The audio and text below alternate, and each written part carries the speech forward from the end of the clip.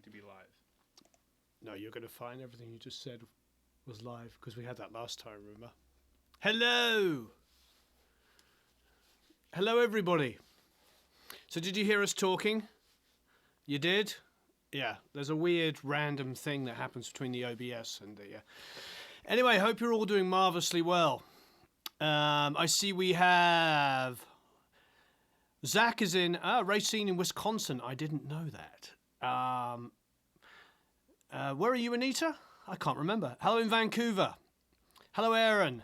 Hello, Trollstream. Yes. Hey, hello, Hamburg.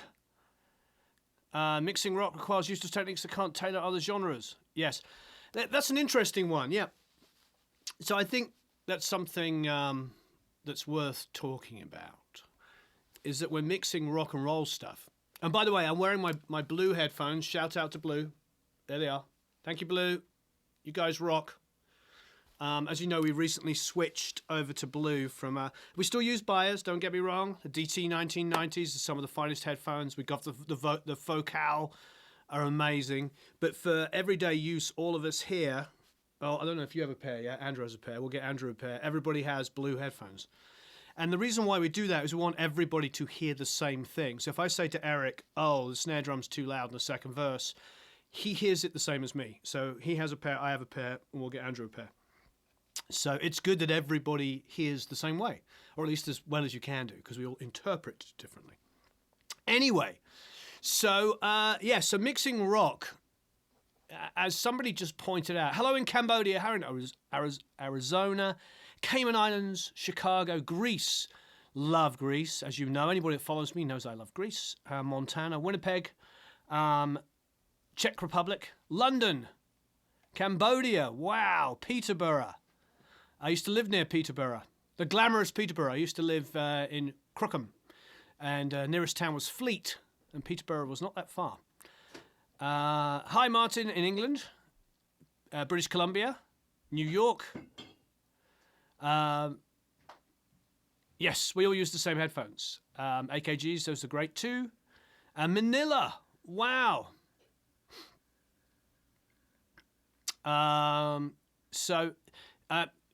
Teach Smart, you ask that question every time and we respond each time. The winners are notified when they've won by email. So if you won, you'll know by email. And we wait for them to write back to us and say thank you and acknowledge it before we publish their names. And then we do publish them on Facebook, etc., and tons of other places. Okay, so, and PLAP is worldwide. Yes, hi in Portugal, hi in Florida, hi in Trinidad, and Temecula. In Germany, Serbia, beautiful. Namaste in India. And Anne, of course, is an Alpha Centauri. She always is, aren't you, Anne? Vancouver, Brazil. Yep, anyway, hello from the moon. Hello, Tullis. All right, so, as we said, Blue headphones, thank you very much. We love. Now, let's talk about mixing rock. So, oh, by the way, one of our followers, and I'm blanking who it was, so I apologize, told us about the Sound Radix plugin, the Mute Matic. So that will mean that my mic will mute whenever I play the track. How wonderful is that? So let's go to the screen, and so it's Q&A screen. Yeah, whichever. The copy? Oh, whichever, yeah. Hey, look at that. So here it is. See, here's the Mute Matic. Woohoo! So that's a new investment of nothing, no dollars. It is free. So if you want to know how we did it, every time I play the track, for instance, now.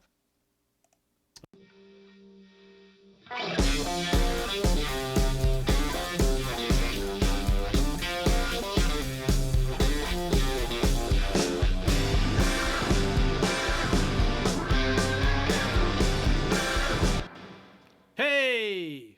Genius, isn't it? The Mute-O-Matic from Sound Radix or Radix. I don't actually know which is the proper way to pronounce it. But it's a wonderful plugin, so thank you. Oh, wow. King Belzy, you won the Lewitt microphone, and they haven't shipped it to you yet. Yeah, they are doing really, really well. They're doing really well because they make affordable microphones that sound fantastic, and that's why we support. Okay, so those of you that have followed me for a while will know all about this band. And you'll know, and you may already have it, I did this course, I filmed this course a little while ago. And the great thing about this song is it was recorded live at Sunset Sound. So the whole recording was the band playing together. The only thing that's an overdub is the lead vocals. Only because the singer, Robert John, was standing in the room with his amp playing guitar, and the vocal mics, it was pretty, there was a lot of bleed. So we ended up, re-singing the vocal afterwards and doing harmonies with Steve, and that's it. But so it's only vocal overdubs, which is pretty typical, but the band was live. And so we can go through the drums. Let's talk about the drums. We always do. Let's do it.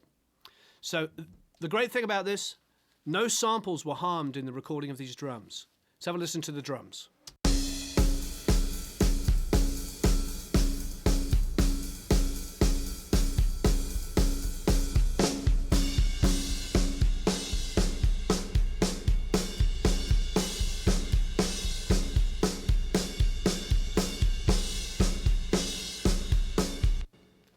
A live performance. There was a click, I believe. Yes, there was a click. So he did actually play it to a click.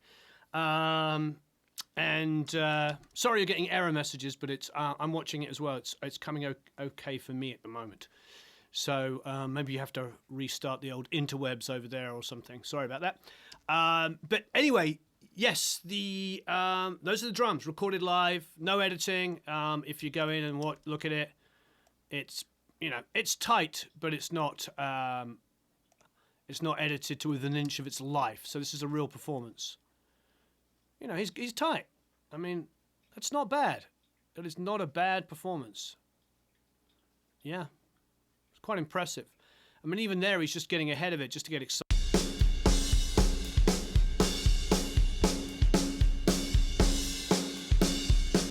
So yeah, Andrew is a good, tight drummer.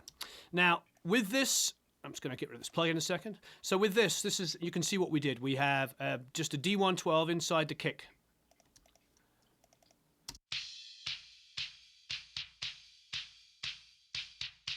Now, that sounds absolutely dreadful. This is why I wanted to talk about this. That kick sounds absolutely awful, doesn't it? Doesn't that sound dreadful?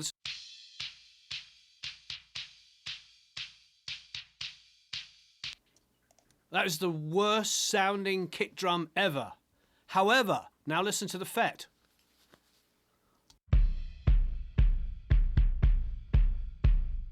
Put the two together.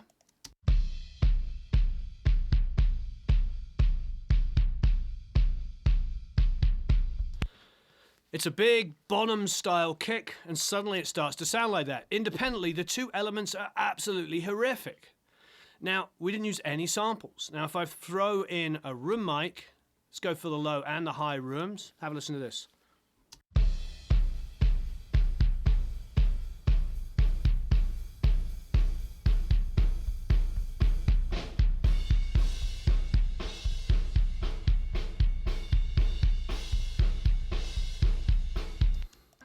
You get it. This is a wonderful illustration. A, no samples. The important thing to learn from this is there's no samples, yes. And number two, you don't listen to things in solo. You don't listen to things in solo. You can listen to solo to identify issues and do it, but what matters is the drum sound. Once again, here's the live drum sound, no samples.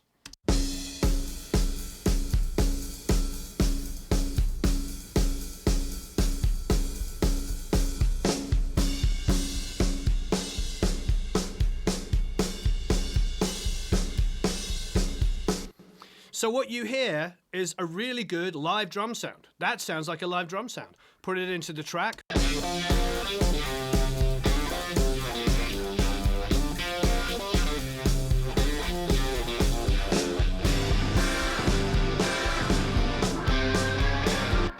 Sounds like a live classic rock drum set.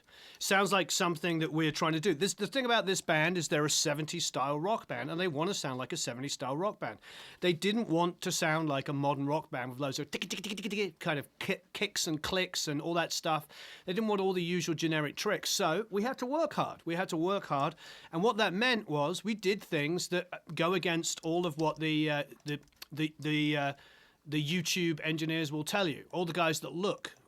If you look to this, or listen to this kick in. Dreadful. Now listen to the fet, the kick out. Put the two together. Put it in the track.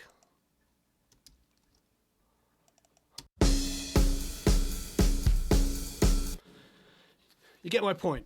So, what are we doing here? Some of you understand my point. My point is like listening to things individually. If I made that the world's greatest kick drum sound, I would probably have to use a sample. If I wanted that massive kind of modern rock metal thing, I would use a sample because, frankly, you listen to the Black Album and it is a sample. So we didn't want that. We weren't going for that. That's fine. I always preach this. And I know a lot of you understand, and you're an amazing community, so you get it. It's all about horses for courses. What are you going for? In this instance, we wanted a 70s drum sound, so we just did everything using EQ, compression, and reverbs. That was it. That's all we used to make a 70s drum sound, make a rock sound that would work with this genre. Now, if we wanted to do 80s metal, we would have put huge gated reverb in there.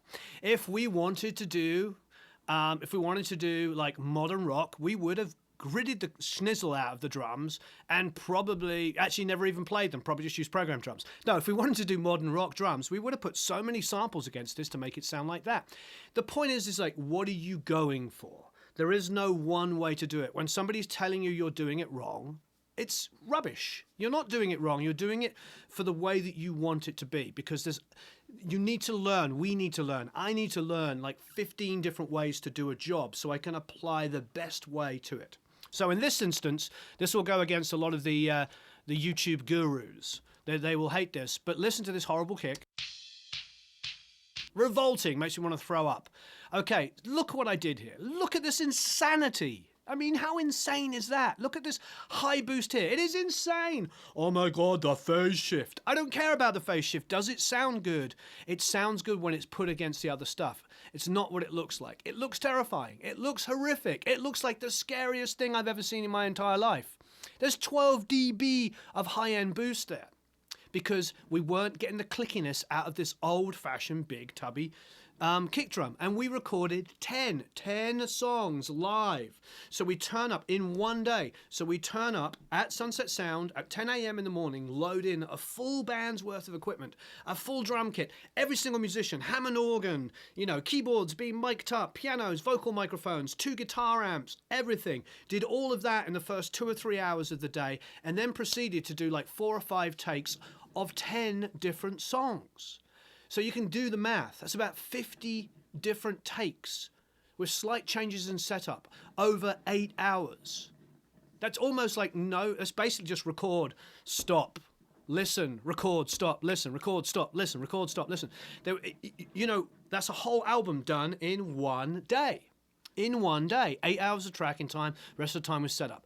So that is why we're in this situation. You're not sitting there going, oh, I want to change up the kick drum, because people always debate me, and I understand, but they debate me like, oh, well, you could baffle down the kick and you could do this and move it and do it. Like, sure, but you're in the circumstance. The circumstance for us here is we were tracking a full album in one day.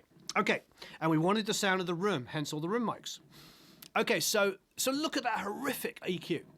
Now, I did this with stock plugins with just a couple of wave things and a couple of Mac DSP things. So, horrific EQ. Next up is a compressor. And then an REQ doing even more of the same EQ. What? No! Oh my God! But if you looked at the phase, look at it. No, I don't want to look at it. I want to listen to it. So, next up is the FET. Here's the FET. Even that I used to bring out some of the click.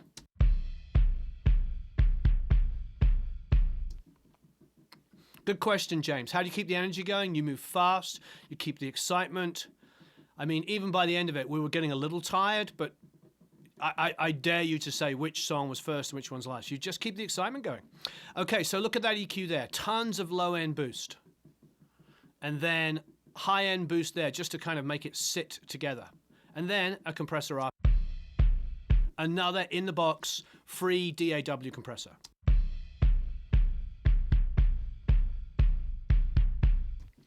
Now, both of these kick drums are being subbed to one input. See, look here, I got rid of the high clickiness I didn't need. I got rid of a load of low mids, and then I used another EQ to pull out 80 and 110. That's where my bass guitar sits. You're going to notice a lot of YouTubers now will be doing videos showing this. Okay, and next up is the MV2.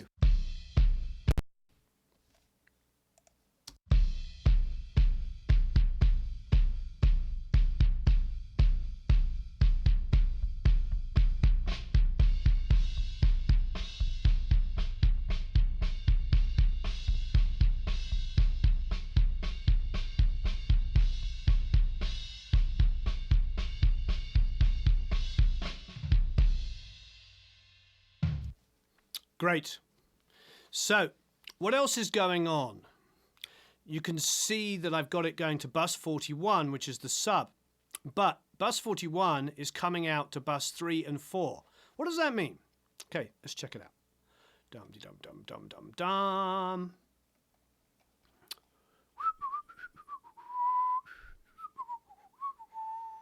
Let's find bus 3 and 4. Where is it? You'd think I would have prepared this properly, wouldn't you?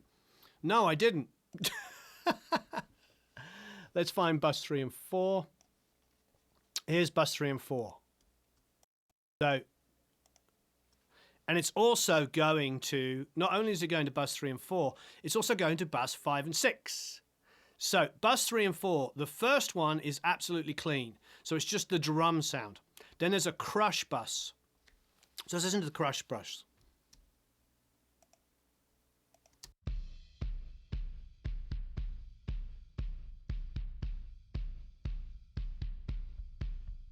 So there's a lot of compression going on there. So if we put everything through it, this is what we have.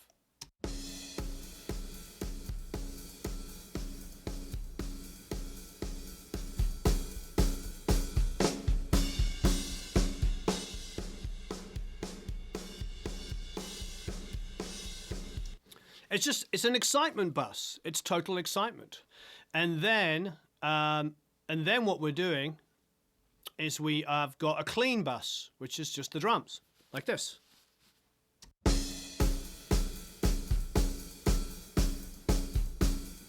I will hold my finger up, that's what she said, when, I don't know why I said that, when I add the crush bus.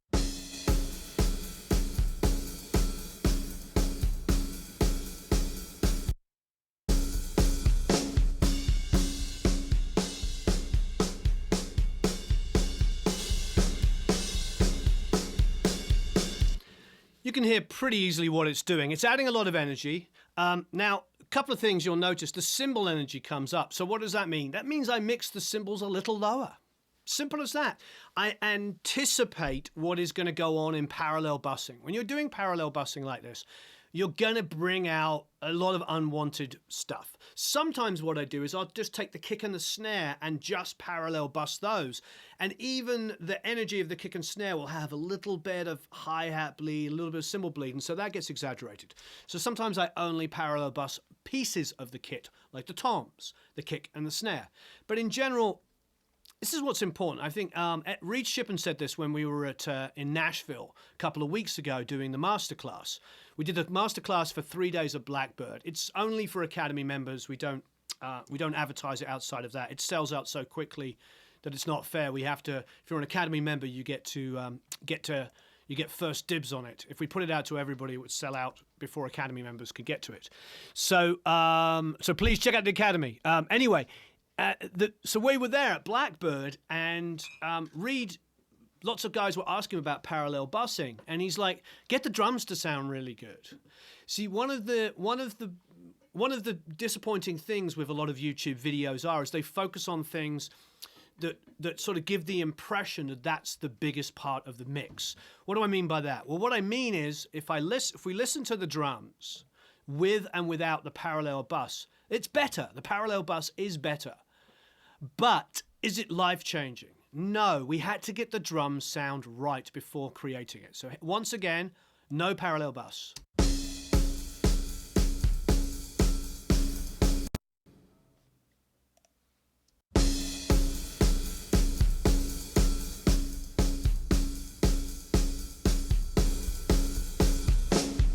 So you can clearly hear a difference. And if we put it into the track, you'll hear the difference. But what it's doing is it's adding energy. It's adding a little bit of snap to it because of the way the attack and release is set up. You get a little bit more pop, pop, pop on that kick and snare. However, you can do that with a transient designer.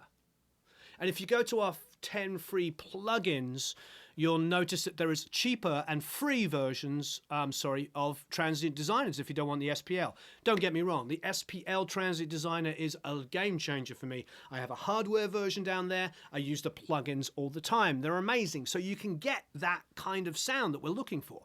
So it's all fantastic. However, let's listen to it in the track and you'll hear that it makes a difference. Definitely, it improves it. But the drum sound had to be right in the first place.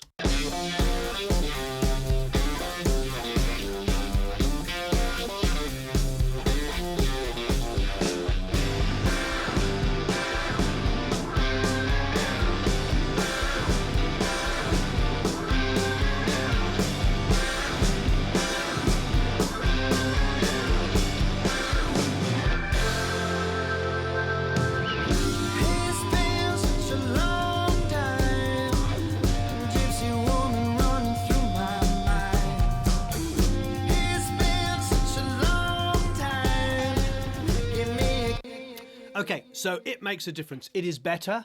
However, it keeps the tonality of the drums. So spend your time getting the drum sound to sound good. Don't be afraid to do things that don't look good. Do not worry about everybody telling you about how the way phase looks, or else all of your records that you grew up listening to would be considered to be bad. Phase is really important. But when people get carried away about like don't boost, I've literally watched people doing videos saying don't boost too much because you'll change the phase.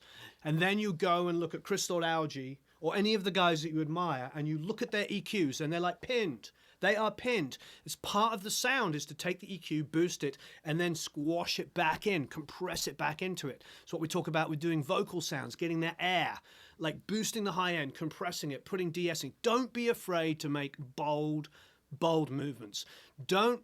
I just watched a video with somebody the other day talking about subtractive EQ on a vocal, like how it made it brighter. It didn't make it brighter. It made it less bassy, and so the perception is the high end is there, but it still is dull. It still was dull. If you want that vocal to cut through and sound like an airy vocal that we grew up admiring, remember all of the guys that made those records, even with limited amount of tone controls, would be boosting the high end like crazy. They were working on tape. They were abusing it. They were hitting EQs hard. So don't be afraid to do bold things. Don't be terrified. Don't be held back. I get so many people saying, I watched a video and the guy told me not to do boosts. I can only do a subtractive EQ. Don't think that way. Think what sounds best. Not what intellectualizingly sounds best. What actually sounds best. Okay, so let's do a first giveaway. We're going to give away this course. Thank you, Josh. Wah wah pedal. I love the wah wah pedal. Tape is unbeatable. When you buy us a machine at +3 above, depending on the machine, the compression just glues together. Trouble is the sound deteriorates every playback of the tape. Exactly, we end up boosting. Look, as you know, I have a Studer A80 sitting in the corner. So I live in tape as well. I've made many albums on tape. Even only a few years ago, I made an album which a lot of you know, which charted and did very well, and that was all on tape. So I have no problem with working on tape. But there is an advantage of working here on DAWs. We're in Pro Tools 12 here, or whatever the latest one is, and, you know, we love it. It makes life a lot easier, especially when you're moving. Yes, don't be afraid to do bold things, especially when you're moving from multiple sessions. And we're always doing 2 or 3, 4 albums all at once. And that's just the way it is. When you're working with multiple artists, this is what you're happening. Hey, Sean. Okay, so let's do our first giveaway. All righty. I love doing these because I love finding out about you, all these guys and girls, and this amazing community that you have here. I mean, look at the way you're talking to each other and helping each other out. It's fantastic. Okay, so we're going to give away this course. And we're going to give away 3. This is the first giveaway. The question is, what can I ask? I want to know some more about you. I've always asked about DAWs you use. I've asked about microphones. I'm going to go back. I asked this one a few weeks ago, but I want to know it again, because we've talked about a lot of different stuff. What is your favorite plugin? It can be a stock plugin. It can be a Waves. It can be a Mac DSP. It can be a Plugin Alliance. It can be a Brainworks. It can be anybody you like. It could be stock with Reaper, stock with Pro Tools, Avid, stock, you name it. What is your favorite plugin? What is the go-to plugin you use? Could be a compressor, could be an EQ, could be a reverb, could be a delay. What is it? What is your favorite single plugin that you use? That's a good question. Is it worth buying hardware when you can buy plugins? For mixing, no. For tracking, yes. What is your favorite plugin? MV2. The Hofer IQ EQ. MJUC, that's a great copy. Echo Boy.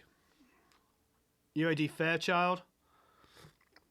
SSL, Waves, Fab, Waves, Kramer, Reaper, Waves, UAD, Valhalla, Echo Boy, UAD, Waves, lots of Waves. J37, that's a great plugin. We love that plugin. MV2, more Waves, Valhalla, Fairchild, Waves, Hammer, Tokyo Dawn, yeah, that's a great one. Pro Q, UAD, EMT 140.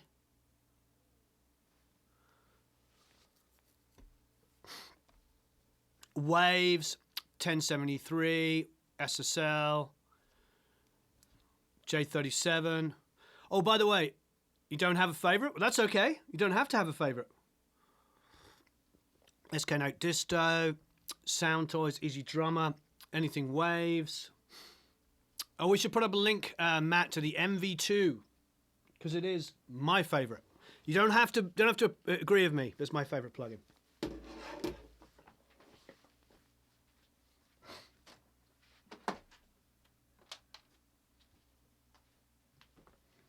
Was Max trying to call us? Yeah. Was everything okay? Yeah, he just wanted somebody to pick him up. Oh, okay. What's his face should be going over there? Yeah, that's what I told him. Yeah. So the 1176, CLA 76, that's a great plugin. Who won? UAD LA2A. Nice. Studio Steve. Hello, Studio Steve. Congratulations. Okay. And there is the MV2 link. It's my favorite plugin on pretty much everything, and it just does the job. I like what it does. It's quite often, as you can see, it's on the kick sub here. I mean, it's evening out the energy. Have a listen here.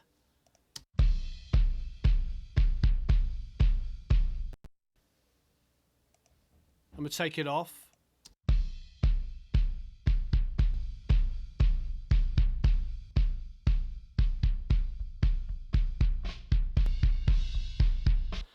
I mean, the energy is just phenomenal that it brings in there. It keeps the weight. It's great on kick drums and bass guitars, and it's great on a lot of things.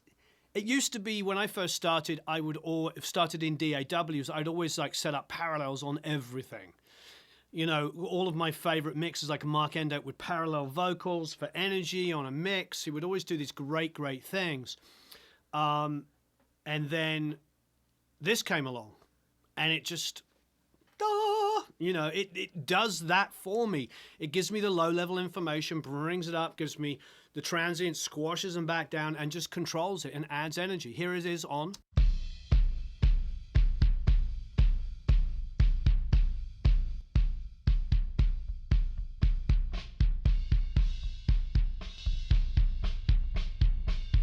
I mean, absolutely fantastic. A really, really good plugin. Okay, let's go to the snares. So what do we do on the snares on this particular track? All EQs. Quite a drastic EQ on the top here. Oh my God, no, say it ain't so. Yeah, it is. Here we go. Have a listen. All three together.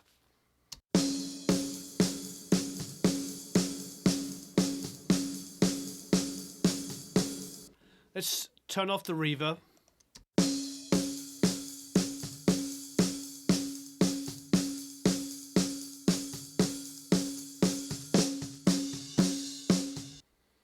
It's ringing. I can hear the snare ring. I didn't dampen it out. It sounds good and tubby. What do? We went crazy on the EQ. Oh no, don't, but phase shift. Oh no, but what does the audio look like? Oh no, it looks. Look at this video and see how it looks. I don't care. How does it sound? It sounds aggressive. It sounds aggressive and it's got bottom end, it's got some tubbiness to it, and it's got some high end bite. You know, and it's, look, there's a lot going on here. I've got around about here, around about 100. I've boosted a lot. I mean, there's at least, what do we got? What do we got going on here? Yeah, at 100, we got 7.56 gain. Oh no, say it ain't so. But what do they look like? I don't care what the waveforms look like. And also, you'll notice on the kick and the snare elements, I'm individually EQing each element, then busting it together. Another thing that people who don't know what they're talking about tell you shouldn't do. Do it. Does it sound good? Go see Reed Shipham. Go see some of the best mixers in the world with continual success. Self-made people that have made great music. Go and look at Crystal Algae. Go and look at any of these guys, any of these girls, and you'll see that they individually EQ things. They don't do the top backward mixing that everybody's talking about. This EQing the master bus, then EQing groups, and then last EQing individual elements. Negatory. That is not how it works. You want to get in there and build it from the ground up. You will enjoy the results a lot more. I run the Academy. It is an amazing place. There's so many in there. And we talk about these things all the time. We talk about, like, we can identify how did you do that? And then they'll post their settings. They'll post their settings. And when we love something, we'll see the amount of detail that went into creating it. It wasn't just a plug-in across the master bus or a plug-in across a group. I think that we talk about those things because people want it to be easy, because they want to bring you in and go, it's really easy to mix. It's not easy. It takes some work, but all the information is out there, and there's so many wonderful people here that are trying to help. Okay, so there you can see a lot of high-end boost. It's basically 5K and above and a lot of boost. Then the snare bottom has exactly the same EQ. Say it ain't so. Okay, let's have a listen to the snare bottom.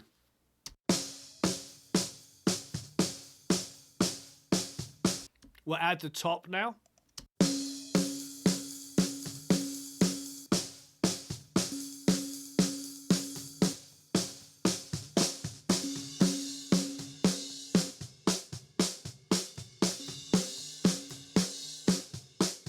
Pretty obvious when it's in and out. I'll do it one more time for the kids.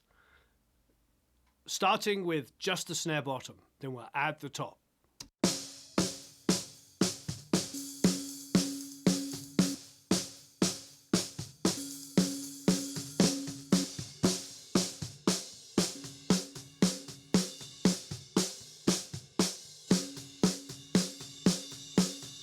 Great. Okay. Now, the snare shell, this is actually one of my favorite things to do, is to take a large diaphragm mic and show it up against the shell. So here's the snare shell here, and put snare shell, and then she puts the 87 up against it, like about that far away.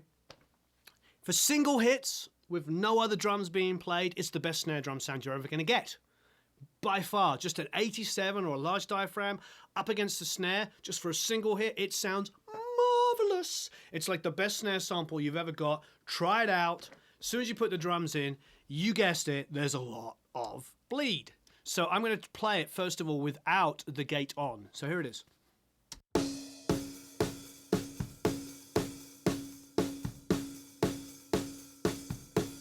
Now, don't get me wrong, it's not terrible. It's just you can hear a little bit of the kick bleed.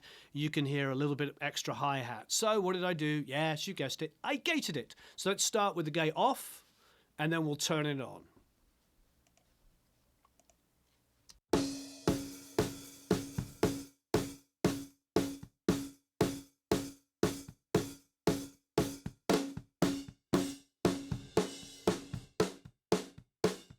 So what am I using it for? You can hear what I'm using it. It's just going cut, cut, cut, cut, cut. You know, it's just like, I like it. Yeah, Simon Phillips does say that. I like the snare bottom. The point is just like, and I agree with Simon Am, but this is a good description of the difference between the world of growing up in the world of tape and moving to digital. I grew up on tape. And then there was that point by the late 90s where every record we were tracking on tape and then transferring into digital and editing. That's where we were by mid to late 90s. And then by early 2000s, we weren't even doing that. A couple of times. We did it on the Hot Hot Heat record I did with Dave Sardi. That was done on tape and transferred. The Thrills record, Let's Bottle Bohemia, was tape and transferred. But after that, it was all just digital. And why am I bringing up digital over tape? Well, the reality is because you can automate all of that stuff now. So I get it, what Simon's saying, and greatest respect. He's one of the greatest drummers that ever lived. He's a wonderful human being, and I love everything about him. But you can still record the snare bottom and then blend it the way you want. If you don't want it on the ghosts, then bring it down. If you want to exaggerate it, whatever you want to do. That's the wonderful thing. I can go in now in automation and write it in seconds. If you haven't already, please like and share. Please like and share. So we shouldn't compress and limit your master bus? Of course you should. You can compress and limit your master bus. You can compress and limit your groups. But you need to build the sounds from the ground up. Because you shouldn't just start, and this is the lot of the disinformation. And they're popular videos. They always are when they're telling you easy solutions that don't give you good results. We all want easy solutions in life, don't we? But an easy solution is not to just stick a bunch of plugins on your master bus, compression, EQ, and limiting, and multiband compression, then mix into it. That's not a good idea. Apply that as you go. Apply that later. Start with a good kick sound. Get the kick to sound great. Start with a good snare sound, etc. Then bust things together and put a little extra compression, maybe even limiting on a drum bus. Then send that to your master and then put some compression limiting. That's what I'm saying. You need to be mixing through it, yes, but you need to be building the house from the foundations up. You don't start with a roof suspended in mid-air and then expect the rest of the building to work. It would literally be like the roof sitting on the ground and then trying to prop the roof up underneath and lift it every single time, laying bricks, lifting up the side of the roof. That is how top-down mixing is wrong. We don't mix that way. People do not the people you admire, mix that way. We do have a little bit of bus compression and a little bit of kick, a little bit of 60 and maybe 10K over the top. But it's so slight, and it's there just to add a little air and a little extra oomph. You can mix into that, but do not be going compression, EQ, limiting, multiband compressor, more compression, more EQ, and more limiting, unless you literally just want a big flat blob of a mix, which maybe you do. Maybe you just want everything to be completely undynamic. So let's add this rather horrific sounding snare. It sounds terrible.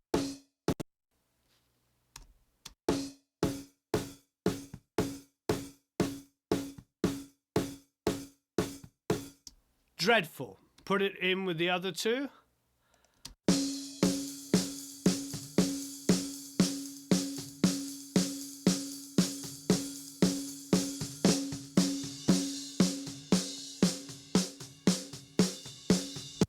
Great. It's very subtle what it's doing, but I like it. It's adding a little bit more snap. It's almost like my baby transient designer. Okay, so all of those three elements are going into this. Now they're being bussed together, and I'm exaggerating even more of the low end. See, at 128, I'm boosting. And then if you see here at about 8K, I'm boosting. Those three are going together. Then guess what I'm using? Say it ain't so. Yes, the MV2.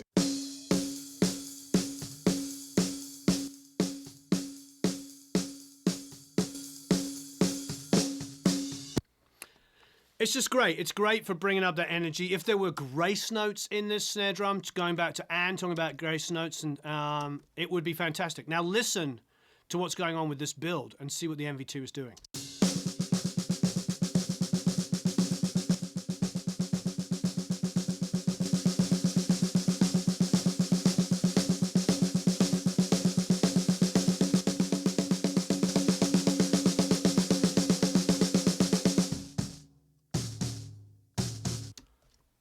I love it.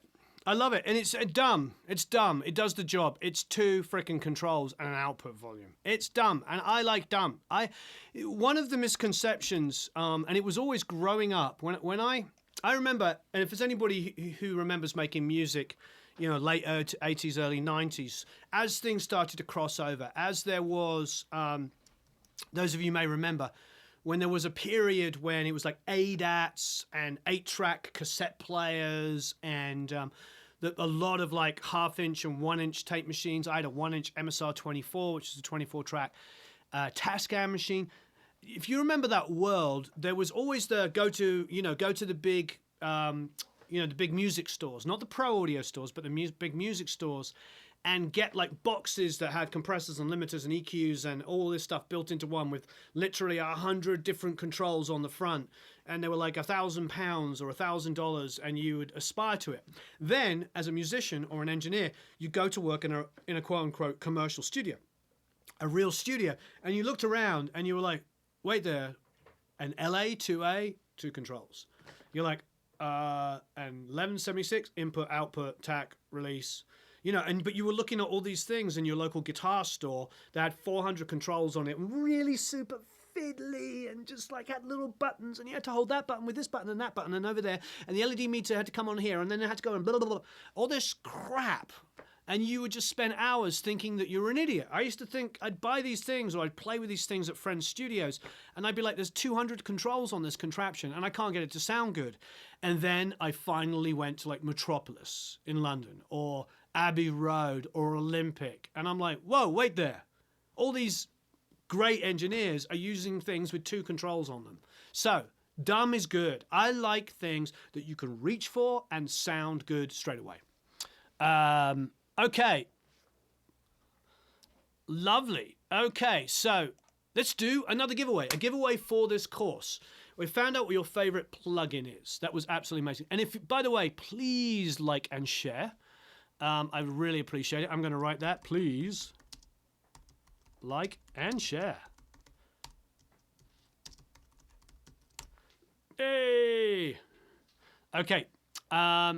So we've talked about DAWs before. We've talked about IOs. We've talked about plugins. We've talked about DAWs. Let us do another giveaway to win the Classic Rock mixing bundle. Remember, this bundle was complete. This song was completely mixed with 0 samples and totally in the box. All of these, everything on this session is in the box. And you can mimic all of this using any plugins. The only thing I would say is the MV2 is the only thing I went. The only thing I would go. Yeah, Kiss, keep it simple, stupid. Okay, so what do we want to know? What is the one piece of equipment? And it could be your I/O, because if you don't have hardware, I totally understand, or microphones. What is the one piece of equipment that you can't live without? For me, it's probably our 1173, either the 1173 or the 1028, the BAE 1028, or a 1073. It's something like that. And Matt will give you a link to the 1173 so you know what I'm talking about. But that is the one, like a mic pre. Having said that, it could be a microphone as well. But probably a mic pre, because I think I could make a good sounding record with a 57 or even any kind of dynamic microphone at about $100 will probably make a great record. When we did the big mic shootout, mouse and ears, laptop, yeah. I think outside of the mouse and the laptop, I'm talking about X other equipment, like a microphone or a mic pre. It could be your I/O. That's fine if you don't have it. and saying the internet. Yeah, so I'm seeing MIDI keys, Apollo, your interface, the Neve Genesis. Wow, you got a Genesis, very nice. Guitar is a good one. Can't choose one, that's okay. And no mice or computers. That's the only thing. You can have another guess. No mice or computers. Yeah, no computers. Monitors, that's a good one. I'll take monitors, that's a good one. 57s, Black Lion. I'm no mice, no computers, but oh yeah, the C4 multiband is amazing. 387 people watching. Thank you ever so much. Please like and share. And I'm sorry I offended 2 people by talking about their videos that spread disinformation. Hey, put ching. Sorry, that's me being funny. But I think ultimately we need to get past my drums. We need to help people by giving them information that's actually going to help them, not information that's just there because it's popular. We live in a populist world, don't we? Let's be honest. All of our leaders, everybody is popular. They're all about populist stuff. That's fine, but when it comes to this, we need to give really good information that helps people. Just by giving them stuff that makes it easy isn't... Keith says half step. Knowing what you're doing. Okay. My monitors. Oh, there you go. Jonas, I can't pronounce your name. There's always going to be haters. It's quite all right. Oh, shots fired. Oh, really? Oh, I don't mean it like that. It's fine. I'm not I do YouTube, but remember, I'm not a professional YouTuber. I am a producer, engineer, and mixer. And all of this stuff I'm playing is stuff I've recorded. Okay. So I do, you know what I mean? I'm just doing it all. And I'm blessed to know great people. All right. So let's listen to the snare plate.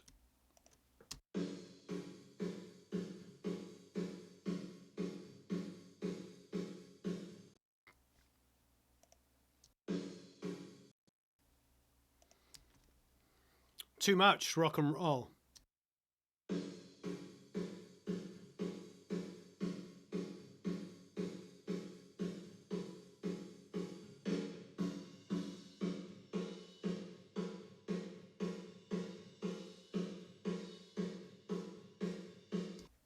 Okay, so that snare plate has actually been quite heavily EQ'd. Look at that. Whoa! So there was a ring on the snare which was getting exaggerated.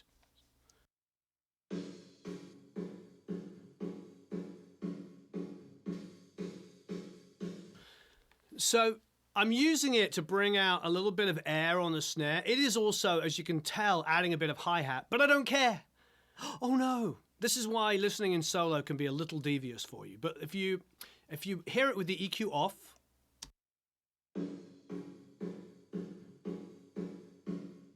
now hear it again with the EQ on, you'll hear a little bit of hi-hat bleed.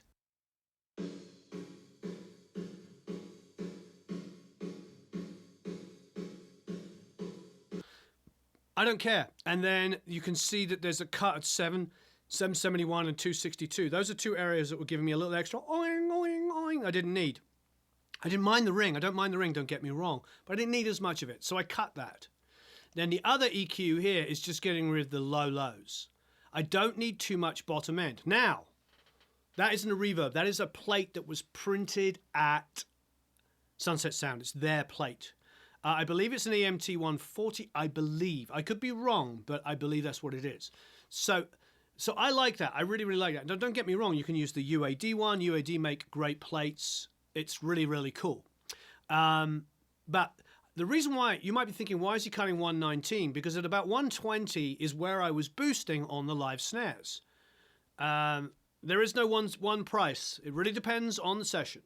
Okay, I charge for time, how long it takes me to do something.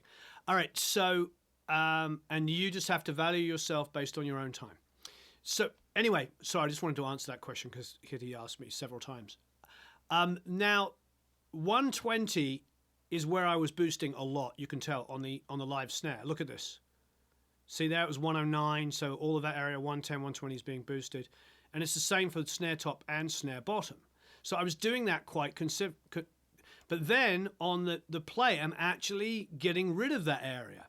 That's because, frankly, I do not want all of that low rumble. We talk about this a lot with reverbs. The thing with reverbs, of course, is like it's boom. You know, it can be up to a couple of seconds of low-end rumbling. I don't mind a reverb. In fact, it's very common for most real mixers. Real mixers will let the reverb decay longer than the next hit. There's that sort of misconception that every reverb decay should last only the length of the snare. Well, it doesn't really work, because if you think about it, if my snare's going crack, crack, crack, crack, and I want it to go crack, crack, it's not going to work, because at what point does the decay, if I make the decay exactly 1 second, well, at 3/4 of a second, it's barely audible. So you can't make it the exact decay length of it. It's okay for it to overlap. If you go into a room and play a snare, it will go. If you're going da, da, da, da, da, what do you want to do? You want to have a reverb that goes ka, ka, ka, ka, ka, ka. It will sound gated, it will sound short, and it will not sound like this. So be careful with that information. It's okay to have a reverb last longer. What it's not okay with, and what is bad, is when you have too much low end in a reverb and you get tons and tons of low end. That's why you need to be high passing. Hence, why on this, I'm high passing. Even though I want the low end of the snare, I don't want to build up so it's kind of go woo, woo, woo. Or else I'm killing my bass guitar, I'm killing my kick drum, and I'm killing all of the clarity in the low end. All the disinformation about high-pass filtering, which is really confusing people, is because of things like that. Mastering engineers that are en masse complaining about mixes deteriorating are experiencing that because of the low-end thing. We need to clean up our low end, and one of the number one places to go is your reverbs. You don't need a kick drum going in your reverb. Or else every time a kick drum hits, it's just going to go. It's not going to go boom, boom, boom. It's going to be boom, boom. So clean up your reverbs. Clean up your reverbs. You can do the same thing with the high end. I didn't in this instance, but I probably could have as well. I could have done that. But I would have gone to like maybe 8 or 9K and got rid of that. No one's buying me lunch. Yes, Paul. You want to buy me lunch, Paul? What program is this actually? I am using Pro Tools, and I'm using the latest version of Pro Tools. Okay. Now, there is a snare reverb, and it's just a deverb. And as you can see, I've got a large room, so it's at nearly a second. So let's listen to all the reverbs together. Oh, you know what? We'll take the snare plate off. Here's the snare with almost a second.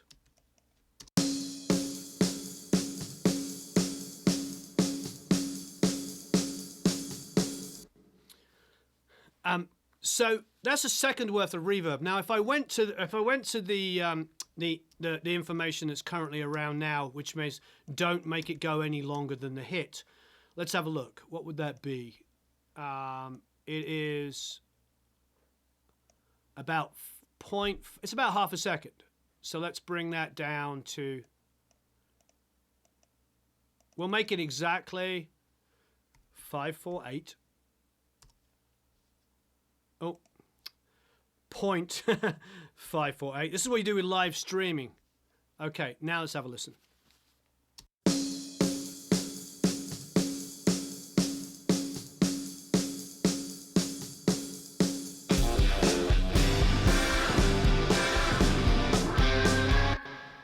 The problem is the decay is exactly the right length now, exactly the right length. However, the decay is not. It gets eaten up immediately. Soloed, you're like, oh, that's not so bad. What are you talking about, Warren? You're like, Warren, no, you could be wrong. Listen to it soloed.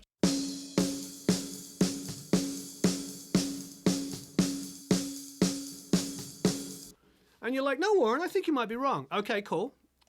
But you heard it in the track. It disappears immediately. Listen.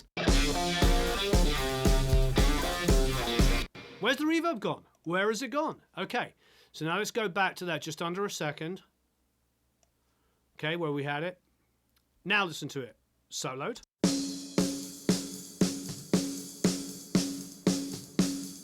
It doesn't seem to be falling short. It doesn't feel like it's going, Listen to it in the track.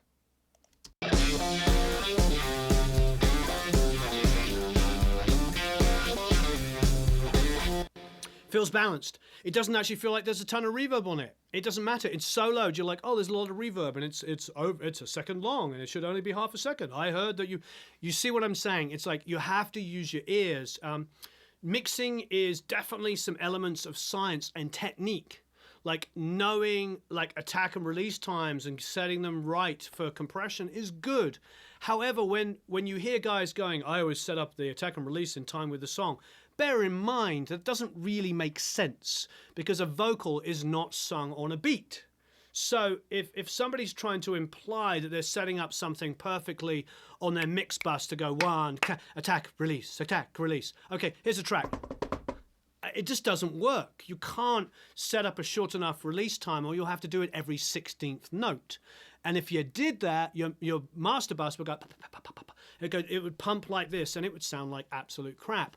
So there's a bit of mumbo jumbo. And I think when I hear guys say that or girls say that, I feel like they're trying to be clever when the reality is you just need to get that attack and release to sound good with your mix, with your vocal, for instance, because you want it to articulate and capture every syllable that the singer's singing. However, it's never going to work perfectly because a great vocal, unless it's pure EDM pop and melodyne to within an inch of its life and absolutely perfect, unless it's done like this, it will never work. You can't set up those kind of parameters. You have to use your ears, especially in mixing rock, which is what we're doing here. Rock is imperfect. Jazz is imperfect. Country is imperfect. Musicians that play are imperfect. It's not programmed. This drum kit is not gridded. If you're in that world and you're doing EDM and you want everything to be really super tight, you can get in there and think that way, but you can't apply that kind of thinking to indie, to rock, to anything real, anything outside of virtual instruments and gridded stuff. When you're in virtual and gridded, you can set things exactly the same each time because everything is being triggered on the grid. But this is not what's going on here. Okay, great. So don't be afraid to set your reverbs a little longer because remember that reverb time and that decay time will go past the snare. If you set it to exactly the time of the song and measure it all out like that, you see what it does. It actually makes the snare sound gated. And you're not, what are you going to do? Did every drummer record in a room that was like sized for the tempo of his song? Remember, we don't just listen to things. We don't just listen to things based on what is current. We listen to things based on what came before. Sorry, there's hard drive sitting on the floor here. So we listen to things based on what comes before. So if there is a drum sound that you're inspired by, an album, a musician, something you're inspired by, a song that's, with the sort of exacting stuff that we have now, we have to be careful of using it too much in this genre at least, because then it will absolutely... he did play to a click, but he's not gridded, Joe. It doesn't matter that he's on a click, but it's not... There's a difference between a drummer like moving in and out, Okay, how did I get rid of the harshness on the overheads? This is cool, let's move on. Yeah, playing to a click doesn't mean you're on a grid. It just means, it's something to groove against. He'll push and pull timing, and I wanted him to, and I want drummers to do that. Look, the downbeat is... the downbeat's slightly ahead, and then it comes in behind to add excitement. Very typical. Drummers will come up to a chorus and then let it kind of just push in those downbeats, add some excitement, make them feel like it's jumped ahead. All right, so let's keep going. Okay, we heard the kick, the snare, the plate, etc. Here's my hat EQ and my hat.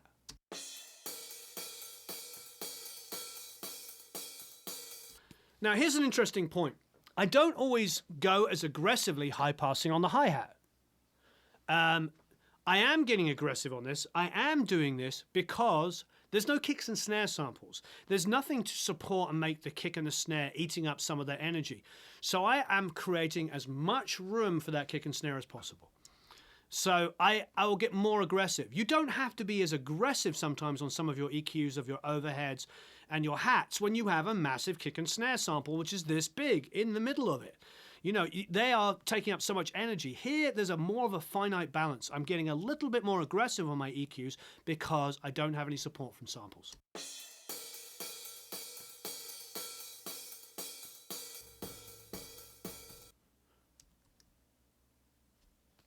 How do I get the snare out of the hi-hat? By positioning the microphone so it doesn't pick up too much snare.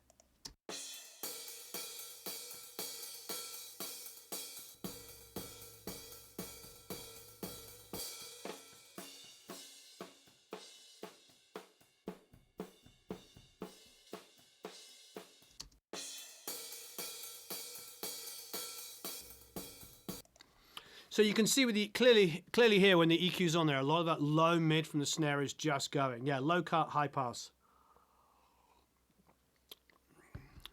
It's a beautiful struggle, Jerry. I mean, I love this community here. You're so helpful. Yeah, we didn't track individually. This is all tracked live. Everybody's playing together. In Scotland, in Edinburgh. Edinburgh is a beautiful place. Okay, so let's go to the mono overhead. The mono overhead, I took out some low mids and I high passed. Say it ain't so. He high passed. Okay, here we go.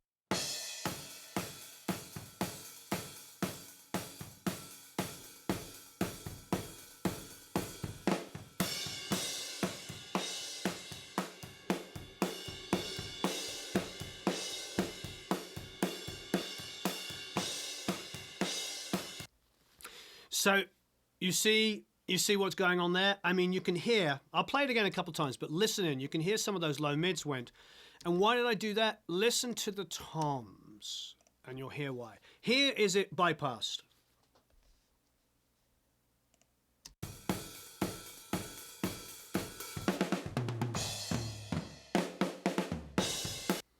Now with the EQ in.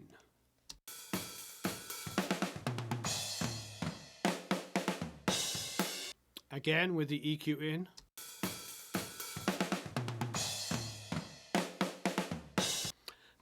I'm getting a little bit more of the out of it, and a little less of the Yeah, the snare sounds great in those overheads. Well, the snare, thank you for pointing out, the snare is in phase with the overheads. Now, again, this is horses for courses. Somebody said to me, oh, well, how come, Cameron Webb doesn't measure off his snare with his overheads? Because he records rock and punk, and he individually, and he mics his cymbals so that he uses them for literally cymbal mics. He doesn't care about hearing the snare when he's doing punk or rock stuff. And I'm not talking about classic rock, I'm talking like heavy rock. He wants his cymbals to go pss, pss, pss, pss. He wants definition, he wants to hear them in their right place, panned where they are. He's not using his overheads to get the snare sound. I, on the other hand, like my overheads as quite often, depending on the genre, don't get me wrong, depending on the genre, to pick up a lot of the rest of the kit. If you have a listen here. This is the stereo overheads.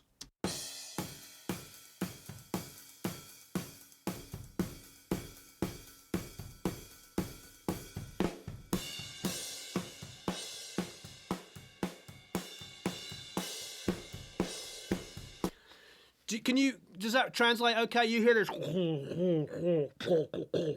you hear this ugliness in the snare that you do not want. And it can be anywhere. Everybody hears slightly differently. I always go to 350 and pull out a nice wide thing, but you can go up to 400. I've heard people go closer to 6, but generally around about 250 to about 450 is ugly, is just like blah, blah, blah. And we don't want it. We don't want to hear it. There might be a drum in EDM and hip hop and stuff that sounds great there, but that's where it really works. Have a listen again. So this is bypass, and then I'll turn it on.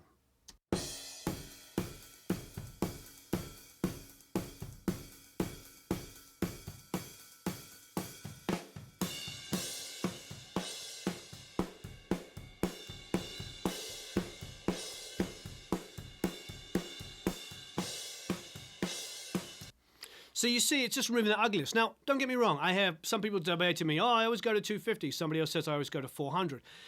it's just one of those things. I don't mind it being just a little bit wrong. And yes, Anne's pointing this out. This is very important. This is about stereo imagery, is that you're always going to get kick and snare slightly compromised. I measure to the snare. Why do I measure to the snare? Think about it logically. I want my snare to be in the middle of my overheads. Sure, sounds logical. But then you would say, well, why don't you want the kicker to be in the center? Because you can't. Because there is no way to get that. With that system, you can do somewhat like that using, of course, the Glyn Johns technique. And if you're an Academy member, go and download the files from Blackbird. It is insane what we did there. At Blackbird, how many mics did we use? 20 on the drums or something. We used every single type of mix of miking you could think on a drum kit. It had Glyn Johns technique, had this Terry Day idea, had the Coles wide, the BBC technique, which somebody told me was another American producer, but it's an old BBC technique with the Coles on the edges. Plus the Glyn Johns, plus individual miking, plus room mics, plus the chamber at Blackbird Studio D. If you're in the Academy, go and download those files. The song is also amazing. There's 2 individual drum recordings. There's another drum recording and another version of the same song recorded on a Ringo drum kit. All of this is in the Academy. It's amazing. That's why we do the Academy. And you can mix it, of course, and you get mixed critiques. But the reality is like we did every version you could think of. Mono overhead for the Ringo kit. Mono with a D19, just like the Beatles did. A D19. So God bless it. All right, so you heard what was going on there. I pulled out those low mids, but to Anne's point, I took out 130. You see 130 here? See me circling the EQ here? I'm pulling out high passing. Yes, I'm high passing. Oh no! Yeah, so I'm high passing at 130 and taking out all of the low end. So I get rid of the issue of the low end being slightly off center. So yes, my kick, maybe the click is slightly off center, but it's not going to be as big of a problem. And I don't have that low end buildup. One more time on the overheads without EQ.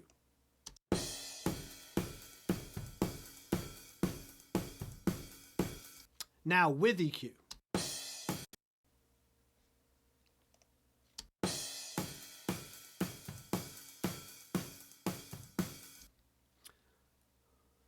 But what about the phase shift? Yay! F they're in! Woo! Woo! You win the booby prize! Yeah. Well, in that case, you'll never be able to mix. You're on the wrong channel, my friend. We had this whole conversation about this. That there's a whole bunch of guys that aren't professional mixers and stuff that look at their wave files and say, but when you apply EQ, there's a phase shift. It's like it never bothered everybody you admired. It's like you have to listen. You can't look at. He's going to high pass out, says Jerry. Thanks, Anne. Yeah, you got to learn to listen. I know there's a lot of disinformation and really bad information about high passing and cutting EQ and how it phase shifts. It's like, but please don't listen to that stuff. Listen to your mixing. Listen to how things sit. How they sound. Don't look on the screen. I even saw somebody talking about tube equipment and saying what tube equipment did by using a plug-in tube emulation. Not a tube piece of equipment, but a plug. And he was saying, look. It's like, don't do that. Please don't look. Please don't look. Listen. Okay, I high passed out. Yeah, high passed out. Love it. All right. It's okay. It's... Okay, so here's the lo-fi plugin.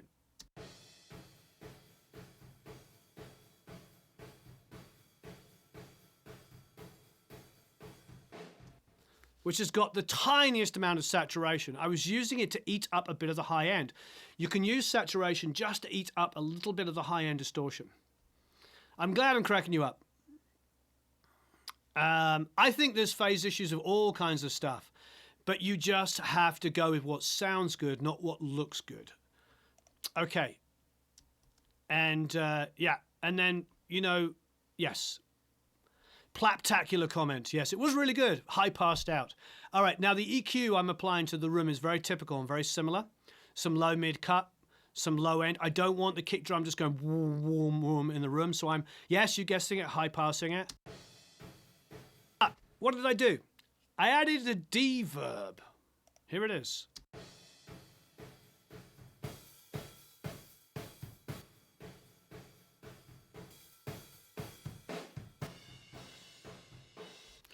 So I added the Reverb. So I'm actually exaggerating the sound of the rooms. I wanted it to sound bigger. So I did. And it's just like, I'll do that quite often. I'll take room mics and actually put a reverb on them to make them sound bigger. All right. So before we get into the rest of this, I'm having so much fun. You are fantastic. Don't mix with the lights on. Yeah, mix with the ears. Thank you very much. I'm sorry about the person that made that comment. And if you want to get us lunch and you want to ask us a question that we'll answer directly, of course you can. You can hit the $sign button down there and buy us some lunch. Yeah, Jonathan Parker says, before GUIs to look at, it was just meters to watch and obsess over. Yes, exactly. Well, you know, when it's all I can say is like I can just only reference music that we're recording for real. You know, like actually properly recording, and mixing. You know, I can't really reference stuff that is just recorded and used just for making tutorials. This is a properly released album that you can buy. The band does really well, particularly in Europe. In Germany, they kill it out there. They do fantastically in Deutschland, and they are a wonderful band. And you know, this is a real touring band, and the players are phenomenal. Steve, the keyboard player, does a lot of stuff with us. As you know, he was at Blackbird. We had him at Sunset Sound. Tomorrow, you are going to see a Daryl Thorpe video, and you're going to be able to download the multi-tracks. Daryl Thorpe recorded. A Daryl Thorpe recording. Thank you, Paul. So you're going to get to see that tomorrow. And you're going to get to download the tracks. Mark your calendar. Tomorrow, you're going to download Daryl Thorpe engineered tracks at Sunset Sound using Loughton audio microphones. Check it out. Is everybody getting that? Are you hearing me? Paul Lucas is the man. Daryl Thorpe tomorrow. If you haven't already watched Daryl's interview, please watch it. Please like and share and all the other good stuff. But yes, tomorrow. And here beeth my son. I'm live streaming. You okay? Oh, okay. Thank you very much. Okay, I love you. All right, well, everybody, let's do one more giveaway. What should we ask, Andrew? Give me a hint. What's the question we haven't asked? We've done DAWs, we've done plugins, we've done bands, we've done musicians. I like everybody here to get to know each other. Yeah, Steve Magura's vocals are amazing. If you haven't been, you're going to love it tomorrow. Yes, there's great support for real music still. There's lots of great, really, really amazing music. Thank you. I'm glad you enjoyed the Daryl Thorpe interview. Tomorrow is going to be amazing because you're going to get to see him recording, Steve recording, Justin Norman on guitar, recording Dave Pilch on bass. Do you know who that is? And you're going to get to see, and Blair Sinter on drums. It is amazing. And you're going to get to download the files. It's going to be huge. Huge. So make sure. My favorite classic rock song, Bohemian Rhapsody by Queen. All right, what was the question? What were we going to ask? Favorite song production. Oh, okay, yeah. That's good. I like that. We did albums. Let's do song. What is, this is Andrew's question. Andrew from over there. Say hello, Andrew Perez. Hey. No guitar playing. Oh, I'll pick up a guitar. What is your favorite song production? What is your favorite song for production? It could be your favorite song as well, but what is the one song? Now, I already answered inadvertently. Bohemian Rhapsody by Queen is my favorite song and my favorite production ever. What is your favorite song production? The Pilchmeister, yes. So, and he's playing tomorrow. Stand Up Bass. Tomorrow, it's coming up tomorrow, 11 a.m. All the multi-tracks. All of the multi-tracks. You can mix them. You can listen to them. All of the multi-tracks.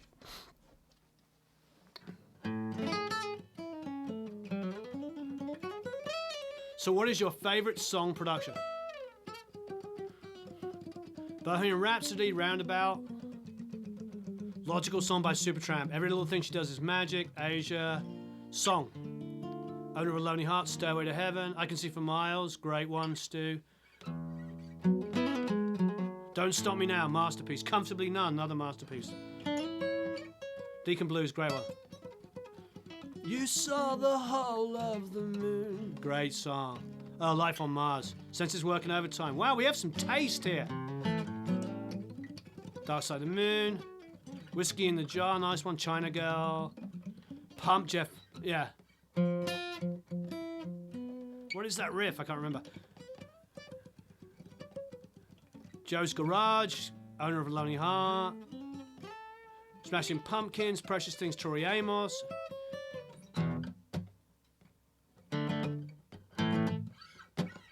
Tomorrow Never Knows, great one.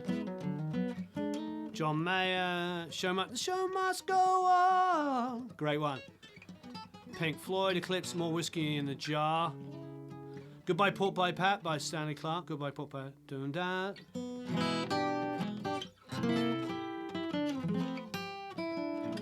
That's right.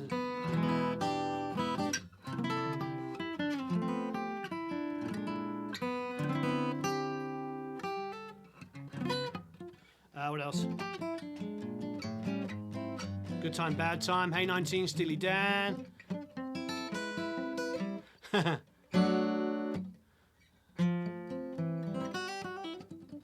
Split Ends. Oh, Message to My Girl. Great one. Porcupine Tree. Whiskey in a Jar. Metallica. Red Hot Chili Peppers. Give it. Comment. Precious Things by Tori Amos. Yeah, that was a good one. Beds Are Burning. How can we love when the beds are burning? Innuendo album, Summer is Incredible, one of my favourite guitar leads, great. This one goes out to the one I love, great song. Freebird, Devil Went Down to Georgia, great song. More Freebird.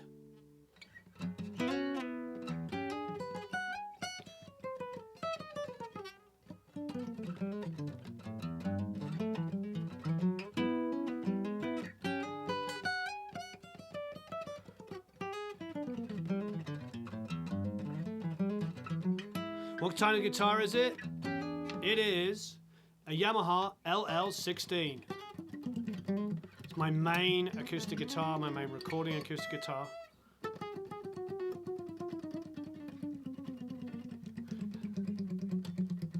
LA Woman, great song. Fall on the Hill, great one. Answer Machine by The Replacements. First two Lenny Kravitz album. What kind of guitar? It is a Yamaha LL16.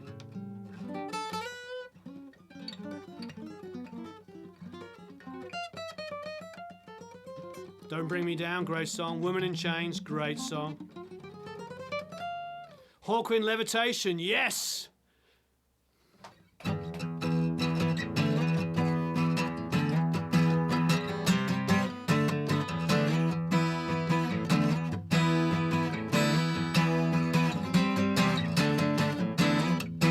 I am the master of the universe.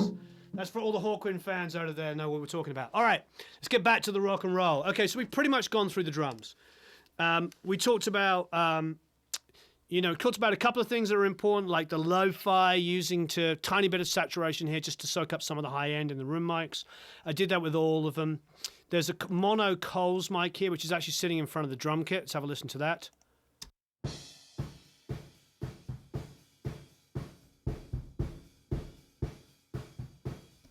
You can see what I did. I basically rolled off the low end. I high passed at 121, bit of 350 cut. So yeah, high passing again. I know you're not supposed to do it, but I do, and so does everybody else. All right, so I know it's funny. Len will have a laugh at my expense. All right, he's probably right. All right. Yeah, the wind of time is blowing through me. And it's all moving relative to me.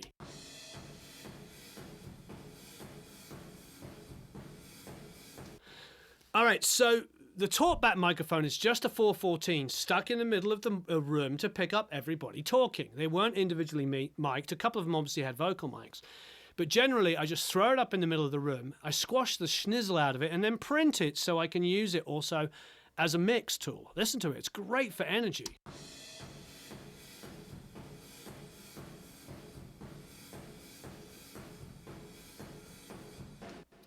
We're all Hawkwind fans. Why wouldn't we? I mean, Hawkwind are amazing. There wouldn't be half of the bands that that whole space rock kind of Queens of the Stone Age thing all came from me, from that, you know?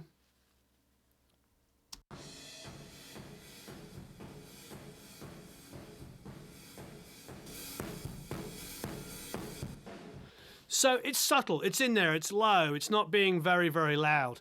I'm using the Smack, which is the Avid, you know, compressor that comes with Pro Tools. Is it Avid? Smack is Avid, isn't it? I just always use it and don't even think about it. Yeah, it's Avid. For some reason, I suddenly was like, whoa, have I got that wrong? No, so it comes with Pro Tools, and then I've got a deverb on it. And I've got linear second decay, which goes against that theory about it has to be exactly the length of the beat. It doesn't. Remember that with reverb. You should make the decay work over the beat, because the reality is that if you chop it to exactly the length of every beat, it will sound gated, because you'll get to a level where you don't hear the reverb anymore. The reverb gets sucked up by the track. So often when you solo things with reverb on it, especially vocals, you'll go, oh my goodness, there's so much reverb. So let's make that point here. Let's make that point massively. Let's go to the lead vocal. Where is the lead vocal? Here. Let's have a listen. Here's the lead vocal. Listen to this. Gypsy love, gypsy love,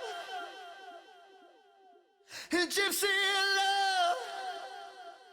She's a gypsy of love.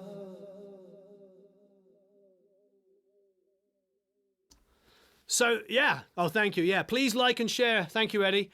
Yeah, please like and share. I'd really appreciate it. There's so many great people on here. I really appreciate it. But yeah, if you can like and share, that'd be amazing. So look, listen to that again. Listen to how much effects are going on this vocal. I mean, it's insane. Soloed. Listen. Gypsy love, gypsy love, gypsy love. She's a gypsy of love. Okay, so let's be honest. That's insane, isn't it? I mean, like, reverb delays going crazy. Let's put it in the track. This is like the proof of the pudding we were talking about reason why listening in solo has to be balanced with listening to all the tracks together. Have a listen to this.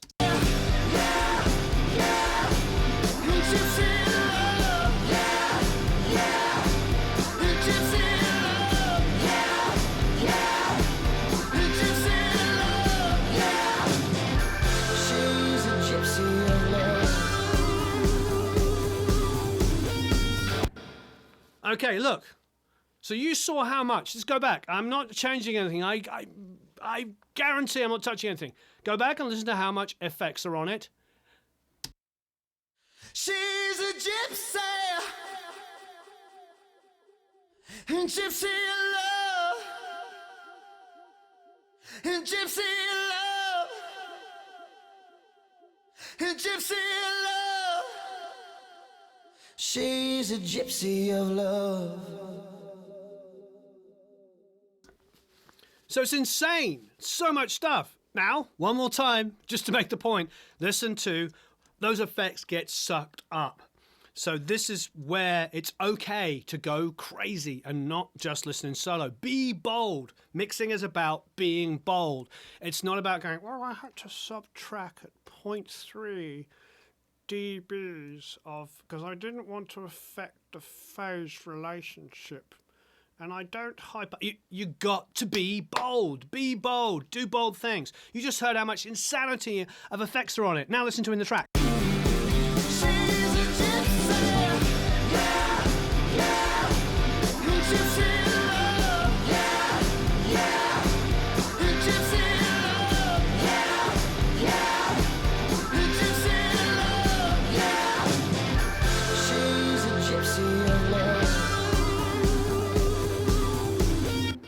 Okay, so you saw what was happening. So let's do this. Let's actually mute all of these incredible effects. So here they are. She's a gypsy, gypsy of love. Okay, see how dead it is. Now listen to the vocal in the track without the great effects. She's a gypsy, yeah, yeah, gypsy of love, yeah, yeah, gypsy of love, yeah. It's like, well, wait there, that just got boring sounding. The vocal now sounds flat and boring and down the middle. So even though you couldn't hear the tons and tons of reverbs and delays that were going on and all that crazy psychedelic insanity, even though you couldn't hear it specifically, when you muted it, you were like, whoa, wait there, now the vocals, she's a gypsy. Yeah, you like my John Major impersonation. So, yeah, you understand what I'm saying. Be bold, be bold. High pass, boost EQ, cut EQ, be bold, make big statements. Don't look at your wave files. Don't go, oh, but this guy told me that, you know, if I cut too much or I boost too much, it has to sound good. Be bold. You know, Reed was saying it. I keep throwing Reed under the bus, but he is one of my favorite mixers and one of my favorite people. Really smart. And he's super talented. 2 consecutive #1 singles, on 2 consecutive country #1 hits. Just wonderful guy. He said it, and he said it really, really well. It's like, be bold, boost EQ, do stuff. Don't sit there worrying about what it looks like or what somebody who doesn't actually mix for a living tells you to do. Listen to guys like Reed. And Crystal Algae, love him or hate him, go and look at some of his stuff. He just boosts high end like crazy and then squashes it back in compression, and it sounds exciting. He knows what he's doing. He's just mixing with his ears. He's sitting in front of a console. Yeah, don't be timid. Make mistakes. Don't be afraid. I think one of the problems is with a lot of these really detailed YouTube videos that spend 20 minutes talking about how to parallel compress a drum or EQ a hi-hat. The problem with that stuff is it's not encouraging the creativity. I want you to be excited about what you do. I want you to boost and cut and go crazy and have some fun and love this process. Love making music, love mixing music, love recording music. This is so much fun. It's not a case of like, you are doing it wrong. That's not what it's about. It's not about forums and people trashing each other. It's about you enjoying yourself and having some fun and finding a community of great people here, just like helping each other. This is all about support. So have fun, enjoy the process, go crazy, boost, cut, put too much effects on, reverse things, just mess them up and then pull them all together. And it will sound exciting. I guarantee you, take any of the mixes I've done, a whole Rick Springfield last record, Ace Frehley's record, which is just about to come out, I do some of the most drastic EQ cuts and boosts, some of the craziest compression stuff, tons of delays, tons of reverb, panning, this, that, and the other, extreme stuff. You put it all together, it sounds exciting. Put excitement. Rock and roll, whether it is Bill Haley in the comments or Metallica or Bring Me the Horizon, it doesn't matter if it's the oldest or the latest rock bands. They all share that one bold, aggressive, go for it, have some fun kind of way of doing things. The Warrenator, thank you, Andrew. So have fun with this. Enjoy it. I want you to enjoy this process. Mass hysteria, dogs and cats seeping together. Yeah, have fun. Really enjoy this. You know, all right. New Ace Frehley record, yeah, it's coming out. I think it should be out any day. We just rejiggled a single for Britain, for the UK. So you'll hear that over there. That actually happened yesterday. We just did the Rick Springfield album, came out a couple of months ago. It was absolutely fantastic. Anyway, be bold, have fun, enjoy this. Did we do 3 giveaways or 2? Have we done? 3. That was all 3. Yeah. Wow, we did all the giveaways. So please get the course if you haven't already. It's 50% off at the moment. If you haven't liked and shared, please like and share. That would be absolutely amazing. There's 387 people watching, I believe. Please like and share. That would be absolutely amazing. We'll try and get Ace on. Yeah, exactly. But make it exciting. Make it exciting. The thing about mixing drums is you don't want the drums to just sound, you want them to sound how they feel. Okay, this is an important thing. When you are standing at a live show and Metallica is playing, or a big rock band that you love, what does it sound like? It doesn't sound like it sounds like it sounds so loud and blistering and almost painful but exciting, and the kick drum is going through your stomach and like and you're feeling all of these feelings because there's volume and there's guys on stage and girls on stage just like digging in and having fun. If you record that, like, put a 57 in it, and I don't want to EQ or compress too much because I read, somebody told me on YouTube about crap. You need to bring that energy and that excitement, and that is abusing stuff. So you want the drums to feel like when you're in a room like Sunset Sound with Kenny Anoff playing drums, it is blisteringly loud. Kenny Anoff plays a snare drum like crack, crack. The whole room comes alive. It's like crack, crack, crack, crack, crack. It is exciting. It's not boom da da da da da.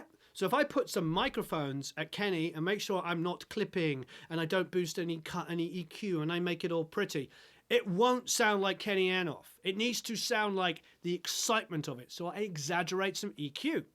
I exaggerate stuff to make it so when it sits inside a track surrounded by heavy guitars, you get that feeling of being in a room with Kenny Anoff playing drums. That is our job as producers, engineers, and mixers, to bring across excitement. Not just to catalog it absolutely perfectly and then complain that, oh, the band that's doing so much better than our band used samples and they were cheating. I don't care. We have to do what we need to do to make this sound amazing. That is our jobs as producers and engineers and mixers, to make exciting music for people, for kids, for adults, for everybody to enjoy. It wants to be exciting. That was the spirit of rock and roll. It started from Bill Haley. It started in the blues. It was dangerous. The blues was dangerous. The blues was Robert Johnson sitting in a bar in the middle of nowhere, a honky-tonk bar. That was music. Blues. Folk was dangerous. They were talking about things that weren't being accepted. We got to look at it. We need to bring that, and we're competing in a modern world against a bunch of EDM and stuff which is already massively compressed and EQ'd and stuff. So if you want your rock and roll to fit in that world, make it exciting. Make it exciting. Don't be afraid to boost and cut EQ dramatically. Don't be afraid to do tons of reverbs and delays. Don't be afraid to just go for it and give us like really exciting stuff, because that is how music is made. Don't worry about the technical, schmetnical aspect of like, well, it looks like it's slightly out of phase. I don't care. You shouldn't care. Does it sound exciting? That is what people buy. They don't buy Pro Tools screens. They don't buy waveforms. They don't buy the look of a plugin. They buy music. They listen to music. They stream music. They download music. Whatever it is they do, they want excitement. So bring the excitement. Bring the excitement, saturation, EQ boosts and cuts. Bring it. Have fun. Enjoy it. This is marvelous. You are absolutely... Thank you, Valium FM. This is great. Quick question. Album's almost done. Needs to be mixed. Can't afford a mixer. Don't have enough experience. What should I do? You should watch our videos. Join our community. The Academy is pretty inexpensive.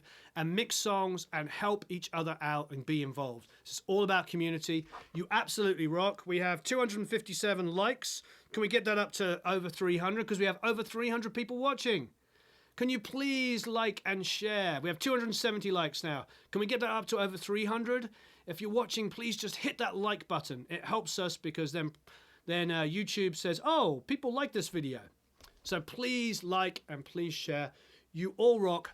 Don't forget, tomorrow, the 370 people watching, come back tomorrow at 11 a.m. Tomorrow we have Daryl Thorpe. We have Daryl Thorpe, and we are giving away multi-tracks to two recordings of a song recorded at Sunset Sound using Loughton audio microphones and completely and utterly recorded, and a mix done by Daryl Thorpe. And if you haven't already, check out yesterday's interview with Daryl. It's absolutely amazing. He's one of the greatest engineers I've ever met. He knows his schnizzle. He's really talented. He's really hardworking. He has a great story. Tomorrow, go and check out that video. Have a marvelous time recording and mixing. Thank you, everybody who's here. Thank you to the Academy members. Thank you for saying so many good things about the Academy. I am trying to get back to the right page here because we're going to shut down. Please like and share. I see we're at 270 still. Can we take it over 300? Please like and share. That would be, oh, we just went over 300. And I don't know where the other screen is. How do I get to the other screen? This one? Thank you ever so much, everybody. I'm signing off. Have a marvelous time recording and mixing. Have a marvelous time recording and mixing. It's been absolutely wonderful. Thank you for being an incredible community. Can I have your permission to record this rant to stop and loss if I get far too technical? Yeah, just mix with your ears, not with your eyes. Listen with your ears. Don't look with your eyes. Don't be afraid to do bold things. Remember, it's about creating exciting music. It's not all technical schmechnical. Nobody has bought a record based on, a bunch of theory. They buy it on excitement. And that is the biggest thing. All right. Have a marvelous time recording and mixing. Please check out this course. I don't know if Matt's been posting it, but Matt, can you post the link to the course? It got 50% off today. You can buy it for half the price. You can mix it. If you're an Academy member, you can put it up in the Academy. Other people can critique it. Thank you ever so much, everybody. Have a marvelous time recording and mixing, and I'll see you all again very soon. Tomorrow, don't forget tomorrow. Check out the video. It's going to be amazing. Oh, and enter the mix competition within the mix.